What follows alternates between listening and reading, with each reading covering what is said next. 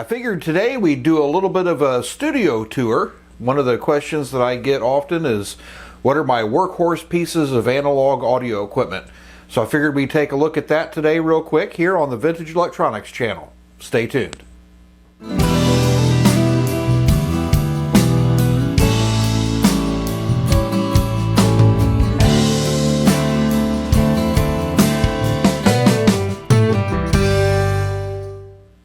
Now, like everything else in life, your choice of audio equipment is very personal. Everybody has their own opinions on what they think is the best, what they think is the worst, and this is just to show you what I use.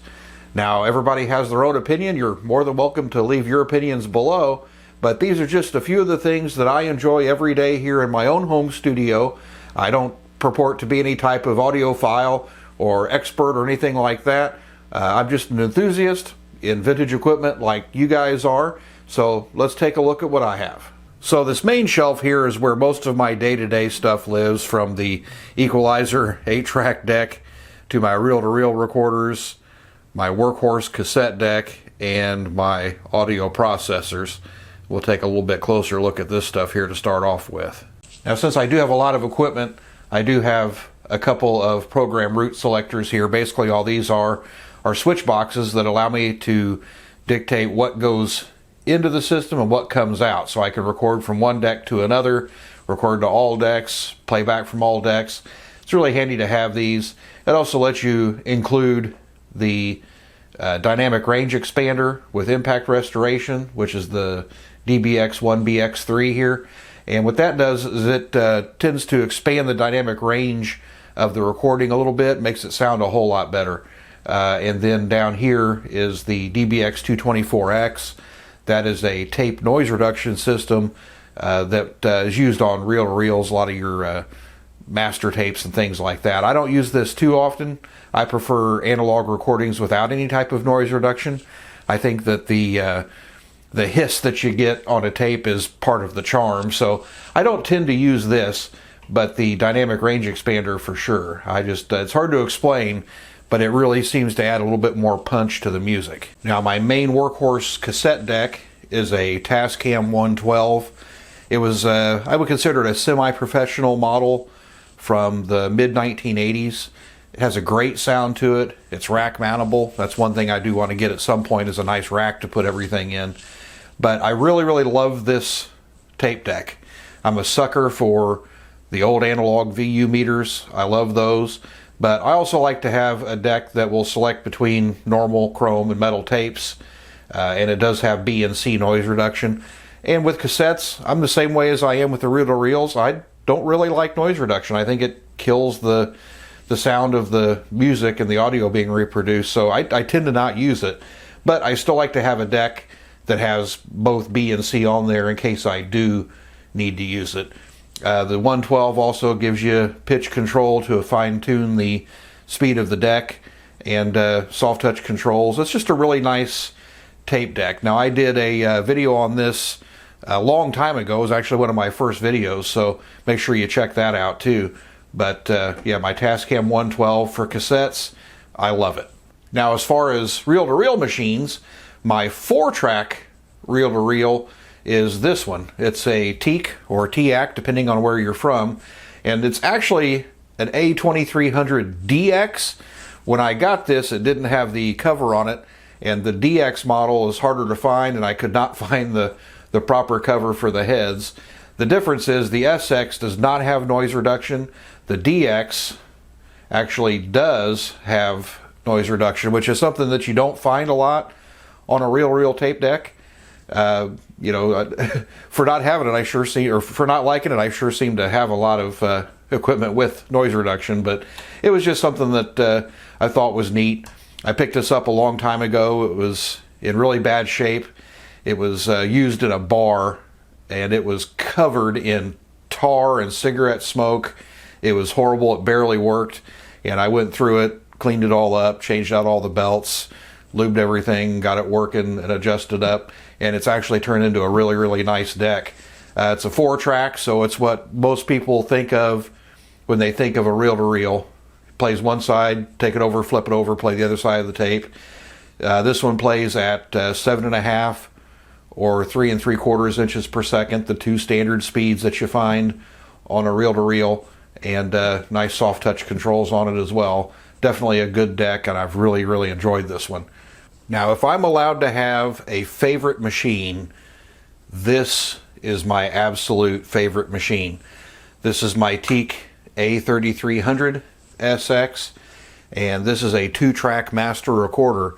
So it lays down 2 tracks across the entire width of the tape, one direction. And if you notice on this one, if you're familiar with normal 4-track reel-to-reels, the take-up reel's actually on the left-hand side. It doesn't play backwards. Most of your master tapes are actually wound what they call tails out. So the end of the tape is what's loose. That way if something gets damaged, you're not losing part of the recording. You actually rewind it and then play it back onto its reel. But the sound of this is absolutely incredible. And this is one of the units that I would argue sounds better than digital. This is the format that you can get master tapes on, master mixdown tapes, safety masters from recording studios, and actually hear nuances in the music that you wouldn't hear otherwise. So I think it's an incredible machine. This one will play and record at 7.5 inches per second and 15 inches per second. So it's a very fast tape speed. But with tape, the faster you go, the better the sound quality is.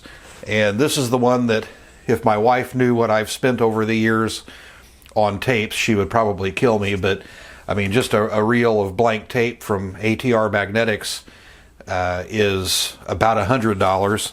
If you get into it and end up buying master tapes from studios, they can cost you a fortune too.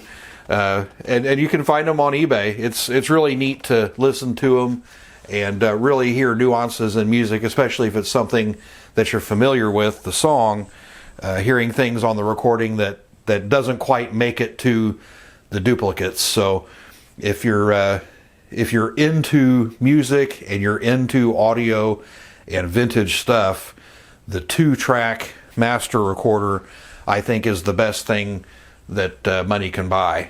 Get some tapes, listen to them. It's just great. So yeah, this machine here is definitely my favorite machine.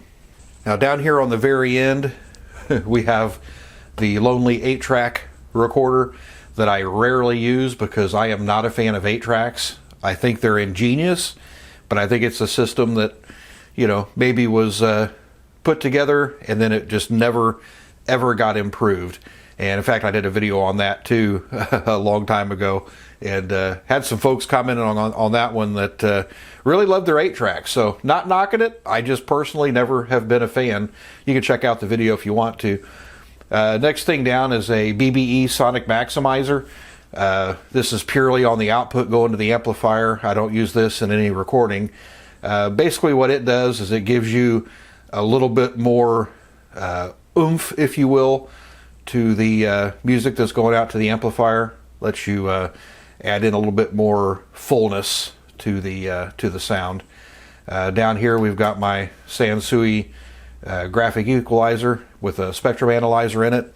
Not the nicest unit in the world, but it works for my purposes. I've really enjoyed it, and it's an actual spectrum analyzer. It actually works on the frequencies. It's not one of the fake ones like you get from China nowadays. So really nice little piece of equipment there too. Figured it bears mentioning because people would ask, well, what kind of amplifier are you sending all of this to? I don't have anything fancy. It's just it's a Kenwood. It's a DC stereo integrated amplifier. It's a model number KA7100. Has a great tone to it. Nice big heavy amplifier, and it does have 2 tape loops in it, which isn't that important since I use the program selectors, but it is nice to have on one. It's got a great, nice flat tone to it, not a lot of background noise. So that's an amplifier that I've really enjoyed having, and also lets you hook up 2 sets of speakers to it. Like I said at the beginning of the video, this wasn't going to be anything super long or super involved. I just wanted to give you a quick tour of the equipment that I use every day, my daily driver, so to speak. It's a response to comments that I've had on my other YouTube videos, and on my social media with people asking me what I personally use or what I personally recommend. Now, I can't recommend any of this equipment to anybody really, because like I said in the beginning, it's more of a personal preference kind of thing. Everybody has equipment and brands that they prefer. Now, if you saw anything in the videos that you would like to see a more in-depth review and explanation of, be sure to let me know down in the comments, and I'll add that to my list of future projects for you here on the channel. If you have brands or different variations of these that you use or that you like better, well, leave that down in the comments too. I always like to get everybody else's opinions on what they enjoy, because after all, it is a very personal thing. That's all I have for today, but before I go, I'd like to remind everybody that statistics show that most of the time when you're watching a video on YouTube, you don't actually subscribe to the channel, even though you might watch videos from them all the time. So if you aren't subscribed, please click the button down below and subscribe to the channel. You have no idea how much that helps me out, and it means a lot to me to see you guys liking the videos and subscribing to the channel. It means so much. Well, for now, I've been Chad. This is the Vintage Electronics channel, and we'll see you next time.